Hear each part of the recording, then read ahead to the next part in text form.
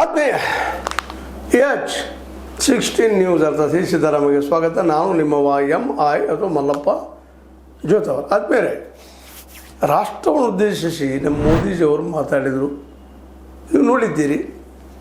ನೋಡುವ ಜೊತೆಗೆ ಅದ್ರ ಮುಖ್ಯವಾಗಿ ತಾವು ಸ್ವತಂತಹ ಈ ಒಂದು ಏನು ಬಿಲ್ಲ ಕುರಿತಾಗಿ ಮಾತಾಡ್ತಾ ವಿರೋಧ ಪಕ್ಷಗಳು ಸ್ತ್ರೀ ವಿರೋಧಿಗಳಿದ್ದಾರನ್ನು ಬಿಂಬಿಸೋ ಪ್ರಯತ್ನ ಮಾಡಿದ್ದಾರೆ. ಅವರು ಭಾಷಣ ಸುತ್ತೆಲ್ಲ ಅದನ್ನ ನೋಡ್ತಾ ಇದ್ದೀವಿ.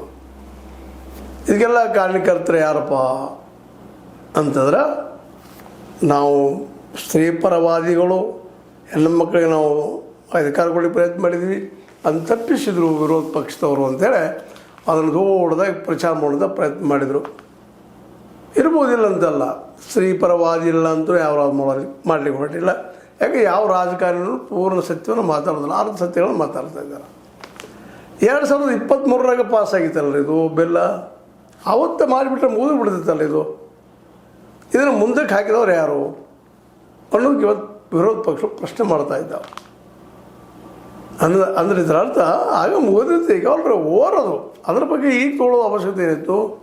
ಹೋಗಲಿ, ಅದನ್ನ ತೊಗೊಳೋರಿದ್ರೆ ಅದನ್ನು ತೊಗೊಳೋದಿತ್ತು. ಅದ್ರ ಜೊತೆಗೆ ಡಿಲಿಮಿಟೇಷನ್ ಅಂದ್ರೆ ಕ್ಷೇತ್ರ ವಿಂಗಡಣೆ ಯಾಕೆ ತೆಗೆದುಕೊಂಡ್ರು, ಏನಿದ್ರದ್ದು ಅರ್ಥ ಅಂದ್ರೆ ಡಿಲಿಮಿಟೇಷನ್ದಿಂದ ಇಲ್ಲಿ ಏನು ಮಾಡ್ತಾ ಇದ್ದಾರಪ್ಪ ಇವರು ಅಂದ್ರೆ, SIR ಮೂಲಕ ನಮ್ಮ ಈ ಒಂದು ಚುನಾವಣಾ ಆಯೋಗವನ್ನು ತಮ್ಮ ಕಪ್ಪಿಸಿ ತಗೊಂಡ.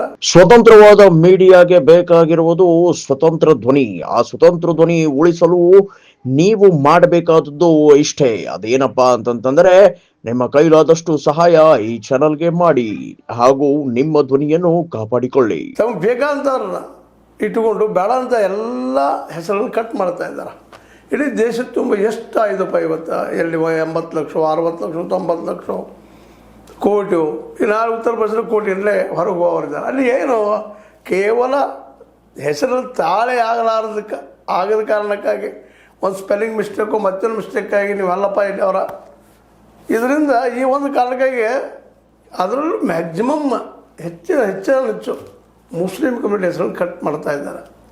SIR ಮೂಲಕ ಇನ್ನೊಬ್ಬರು ಬರಬಾರ್ದಪ್ಪ ಅಂತೇಳಿ ಇಲ್ಲಿ ಇದನ್ನು ಡಿಲಿಮಿಟೇಷನ್ ಮಾಡಿ ಅದು 600 807 ಆಗ್ತದೋ 85 ಆಗ್ತದನೋ ಹೆಚ್ಚು ಮಾಡಿಸಿ ಅಲ್ಲೇ ಅದು ಗದ್ದಾಡಿಸೋದು ತಮಗೆ ಎಲ್ಲೆಲ್ಲಿ ಬೇಕು ಅದು ಉತ್ತರದಲ್ಲಿ ಹೆಚ್ಚು ಮಾಡ್ಕೊಳ್ಳೋಂಥದ್ದು. ಅಂದ್ರೆ ಪರ್ಮನೆಂಟಾಗಿ BJP ಅಧಿಕಾರದಲ್ಲಿ ಇರಬೇಕು ಅನ್ನುವಂಥ ಗುರಿಗಳು ಮಾಡ್ತಾ ಇದ್ದೀನಿ. ಯಾಕಂದ್ರೆ ದಕ್ಷಿಣದಲ್ಲೇ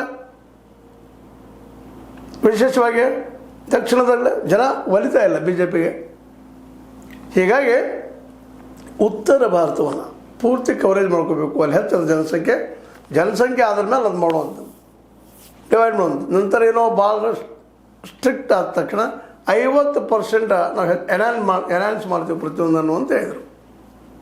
ಅದರ ಬರೆದ್ರ ಬಿಲ್ದಲ್ಲೇ ಹೌದಪ್ಪ 50% ನಾವು ಪ್ರತಿ ರಾಜ್ಯದ ಹೆಚ್ಚು ಮಾಡ್ತೀವಿ ಅಂತೇಳಿ ಇಲ್ಲ, ರಿಟರ್ನ್ದಾಗಿಲ್ಲ, ಅದು ಬಿಲ್ದಲ್ಲೇ ಅಂಥೇಳಿ ವಿರೋಧ ಪಕ್ಷಗಳು ವಾದ ಮಾಡ್ತಾ ಇದ್ದಾರೆ.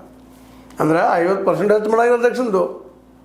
ಈಗ ಉತ್ತರ ಜನಸಂಖ್ಯೆ ಹೆಚ್ಚದ ಇತ್ತು ನೋಡಿ, ಉತ್ತರ ಭಾರತದಲ್ಲೇ ಯಾರೂ ಎಂಟ್ರಿ ಆಗದಂಗೆ ಪ್ರಯತ್ನ ಮಾಡ್ತಾ ಇದ್ದಾರೆ. ಹೆಚ್ಚು ಅವರ ಆರಿಸಿ ಬರ್ತಾರೆ. ಯಾಕೆ ಉತ್ತರ ಭಾರತದ ಎಲ್ಲ ಹೆಚ್ಚು ಕಡಿಮೆ ರಾಜ್ಯಗಳು BJP ಪರ. ಉತ್ತರ ಪ್ರದೇಶ ಇರ್ಬೋದು, ಬಿಹಾರ್ ಇರ್ಬೋದು, ಇವತ್ತು ಮಧ್ಯಪ್ರದೇಶ ಇರ್ಬೋದು, ರಾಜಸ್ಥಾನ ಇರ್ಬೋದು, ಗುಜರಾತ್ ಅಂತ ಮೊದಲ ಮುಗಿದು ಹೋಗಿಬಿಟ್ಟದ. ಮೇಲೊಂದಂಗೆ ಎಲ್ಲ ರಾಜ್ಯಗಳು ಧ್ರುವೀಕರಣಗೊಂಡಿದ್ದಾವೆ BJP ಪರವಾಗಿ. ಆ ಎಲ್ಲ ರಾಜ್ಯಗಳಲ್ಲಿ ಜನಸಂಖ್ಯೆ ಹೆಚ್ಚಾಗಿಬಿಟ್ಟಿದಪ್ಪ. ಅದರ ಸ್ಥಾನಗಳು ಹೆಚ್ಚಾದ್ರೆ ಪರ್ಮನೆಂಟಾಗಿ PM ಪೋಸ್ಟ್ ಇವರಪ್ಪ BJP ಮತ್ತು ಸಂಘ ಪರಿವಾರದವರು. ಮತ್ತು ಇವರು ಇರುವವರೆಗೆ, ನಮ್ಮ ಮೋದಿಯವರು ಇರುವವರೆಗೆ ಆ ಸೀಟ್ ಅಲಗಡೋ ಆಗಿಲ್ಲ PM ಪೋಸ್ಟ್. ಈ ಕಾರಣಕ್ಕೆ ಇವತ್ತೆಲ್ಲ ದಕ್ಷಿಣ ರಾಜ್ಯಗಳು ಮತ್ತು ಯಾವ ರಾಜ್ಯದಲ್ಲಿ ಎಲೆಕ್ಷನ್ ನಡೀತಾ ಇದ್ದಾವೆ ಅಲ್ಲೇ ಎಲ್ಲ ವಿರೋಧ ಮಾಡಿ ಏಕತ್ರ ಆದರೂ ಗಟ್ಟಿ ಆದರೂ ವಿರೋಧ ಪಕ್ಷಗಳೆಲ್ಲ. ಯಾಕಂದ್ರೆ ಸಂವಿಧಾನಕ್ಕೆ ಬದಲಾವಣೆ ಮುಂದೆ 2/3 ಮೆಜಾರಿಟಿ ಮಾಡ್ಕೋಬೇಕು. 2/3 ಮೆಜಾರಿಟಿ ಇಲ್ಲ. ಮೋಸ್ಟ್ಲಿ ಮಹಿಳೆಯರ ಹಿನ್ನೆಲೆಯಲ್ಲೇ, ಮಹಿಳೆಯರ ರಿಸರ್ವೇಷನ್ ಹಿನ್ನೆಲೆಯಲ್ಲಿ ವಿರೋಧ ಮಾಡಲಿಕ್ಕಿಲ್ಲ, ಮತ ಹಾಕ್ಬೋದು, ನಮಗೆ ಗೆಲ್ಲಬಹುದು ತಿಳ್ಕೊಂಡಿದ್ರು ಮೋದಿಯವರು ಮತ್ತು ಅವರ ಜೊತೆಗಾರರು. ಅದಾಗಲಿಲ್ಲ.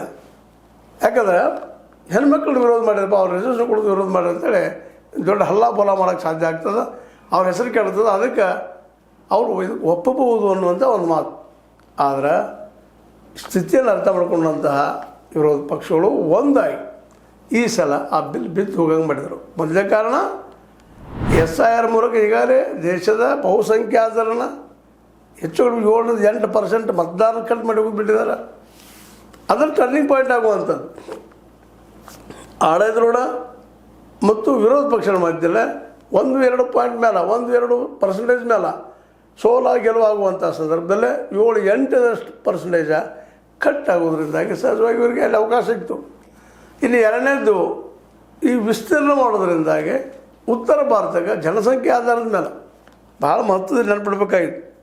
ಆ್ಯಕ್ಚುಲಿ ಅದನ್ನು ಜನಸಂಖ್ಯೆ ಒಂದೇ ಅಲ್ಲ, ಕಂದಾಯ ಇಟ್ಕೋಬೇಕು. ಮೊನ್ನೆ ನಮ್ಮ ಪ್ರೊಫೆಸರ್ ಡಾಕ್ಟರ್ ನಮ್ಮ ಅರ್ಜುನ್ ಪಂಗಣ್ಣವರು ಸ್ಪಷ್ಟವಾಗಿ ಹೇಳ್ಬಿಟ್ಟಿದ್ದಾರೆ, ಸ್ಪಷ್ಟೀಕರಣ ಕೊಟ್ಟಿದ್ದಾರೆ. ಇಲ್ಲ, ಕಂದಾಯನೂ ಸೇರಬೇಕು, ಅದಕ್ಕೆ ಜನಸಂಖ್ಯೆನೂ ಸೇರಬೇಕು, 3 ಪಾಯಿಂಟ್ಗಳು ಸೇರಿಸ್ತಾರೆ.